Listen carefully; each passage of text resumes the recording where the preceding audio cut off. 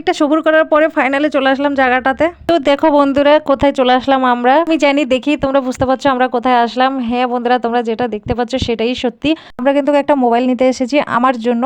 আমার অনেকটা দরকার একটা মোবাইল। আরও কিন্তু একটা কারণ আছে, কারণটা হলো যাতে করে তোমাদের জন্য সুন্দর সুন্দর ভিডিও বানাতে পারি। কিন্তু এসে তো এই জিনিসটার প্রেমে পড়ে গেলাম, খুব কুইট লাগছে না? ওখানে এসে আমি বলছিলাম একটা কম দামিকার ভিতরে ক্যামেরার কোয়ালিটি যাতে ভালো থাকবে সেরকম একটা মোবাইল দাও আমাকে। তো আমাদের বাজেটের ভিতরে একটা মোবাইল চুজ করলাম।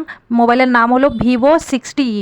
এখন তোমাদের দাদাভাইকে দিয়ে মোবাইলটা আনবক্সিং করাচ্ছি। তোমার দাদাভাই বললো না তুমি আনবক্সিং করো, আমি বললাম না না তুমি আনবক্সিং করো। মোবাইলটা তো আনবক্সিং করা হয়ে গেছে, এবার বাবুকে দিয়ে স্টিকারটা ওঠানো হচ্ছে।